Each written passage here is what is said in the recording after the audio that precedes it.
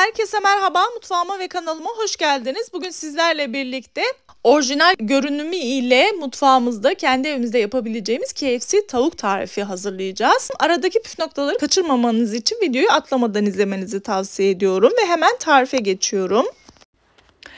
Öncelikle tavuk göğsümüzü çok ince olmadan 2 parmak kalınlığında bu şekilde doğruyoruz. Benim tavuklarım buzluktaydı, o yüzden böyle parça parça oldu maalesef. Ama siz bütün tavuk göğsü kullanacaksanız dediğim gibi 2 parmak kalınlığında doğramanız yeterli olacaktır.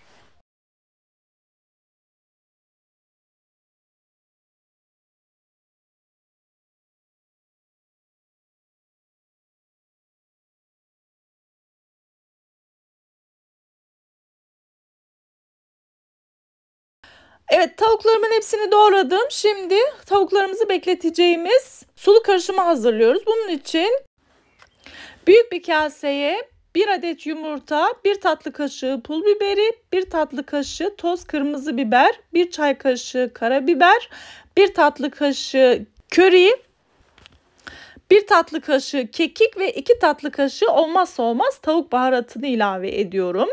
Daha sonra bir tepeleme yemek kaşığı nişasta ve tuzunu da orantılı şekilde ilave ettikten sonra bunu ne ara yaptı hiç farkında değilim. Kızım size kocaman kalp göndermiş. Ben de boşa gitsin istemediğim için paylaştım. 1 adet sarımsak.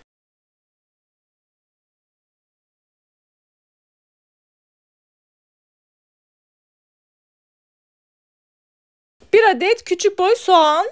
Özellikle soğanı rendenin ince tarafıyla rendelememiz gerekiyor. Burası çok önemli.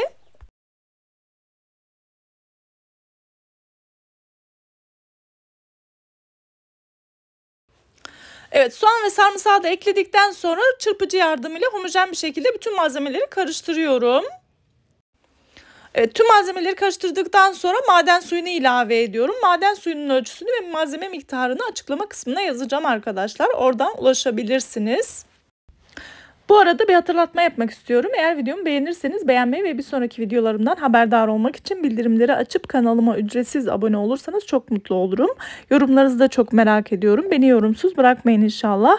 Bir de beni diğer sosyal medya hesaplarımdan da takip etmek isterseniz eğer Rahma Baylan olarak aramanız yeterli olacaktır.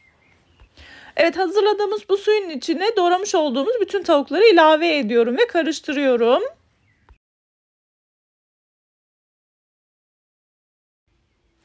Daha sonra son anda aklıma geldi. 1 tatlı kaşığı dolusu olmazsa olmaz bal ilave ediyoruz arkadaşlar. Ve daha sonra kapağını kapatıp yaklaşık 1 saat dinlenmeye alıyoruz tavuklarımızı. Diğer taraftan da çıtır tavuklarımızın un harcını hazırlıyoruz. 2 su bardağı un, 1 tatlı kaşığı tuz,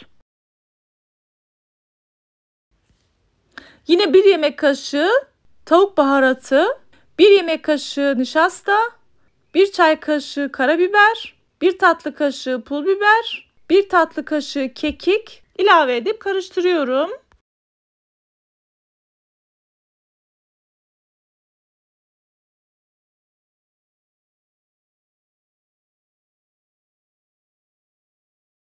Evet arkadaşlar, unlu karışımı da hazırladıktan sonra dinlenmiş olan tavuklarımı bir parça alıyorum. Burası çok önemli. Buraya çok dikkat edin lütfen. Una buladım. Tekrar aynı suyun içine batırıp çıkardım. Ve bu sefer tekrar una buluyorum ama bu sefer unun içine gömüyorum. Bakın elimle de bastırıyorum. Burası çok önemli. Yani unun etin yüzeyine yapışmasını sağlıyoruz. Sonra da böyle silkeliyoruz. Bakın gördüğünüz gibi gayet orijinal görüntü oluyor. Bu aşamayı tekrar göstermek istiyorum. Gördüğünüz gibi etimi aldım. Una bir şekilde buladım. Daha sonra tekrar suya batırdım. Aynı una tekrar buluyorum ama bu sefer bastırıyorum. Unun iyice ete yapışmasını sağlıyorum. Daha sonra da bez silkeler gibi eti silkeliyoruz. Gördüğünüz gibi görüntü gayet orijinal oluyor. Tavuklarım bitene kadar aynı işlemi yapmaya devam ediyorum.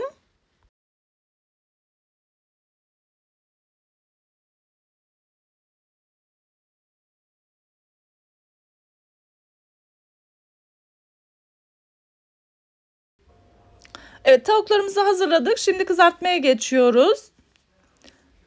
Tencereme yağımı koymuştum. Daha önceden ben başka şey kızarttığım için onların artık kalanları var. O yüzden rengi böyle. Şimdi de tavuklarımı kızartıyorum. Yağımın iyice ısındığına emin olduktan sonra tavuklarımı tek tek ilave ediyorum ama çok fazla ilave etmiyorum. Eğer çok fazla ilave ederseniz yağ soyacaktır ve tavuklar çok ağır pişecektir. Her seferinde tavuğun büyüklüğüne göre en fazla 5 parça kızartmanız yeterli olacaktır.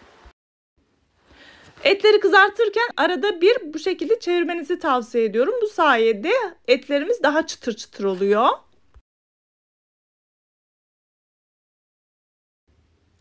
Evet, kızarttığım eti çıkarıyorum. Bakar mısınız görüntüye? Gerçekten yani birebir orijinal görüntü, emin olabilirsiniz. Evet, kızarttığım etleri tek tek çıkarıyorum.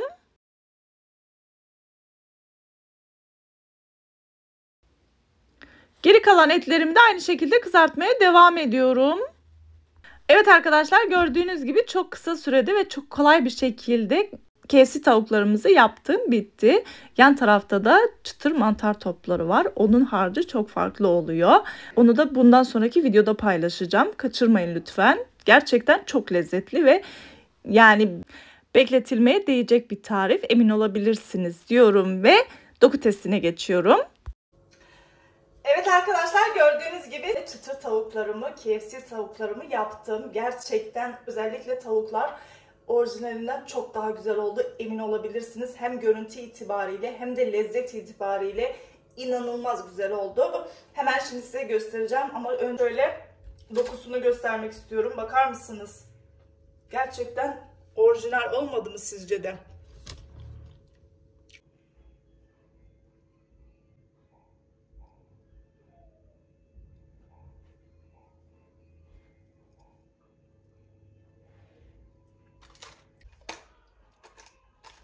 Bismillahirrahmanirrahim. Ketçap, mayonez ve hardal karışımı var. Çok yakıştığını düşünüyorum. Bakar mısınız? Wow. Çok güzel. İnanılmaz lezzetli.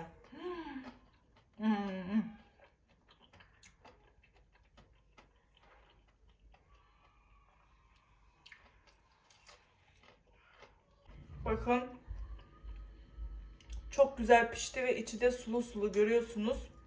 Asla suyunu kaybetmedi. Şuraya bakın. Bir sonraki yeni ve farklı tariflerinde görüşmek üzere. Allah'a emanet olun. Hoşça kalın.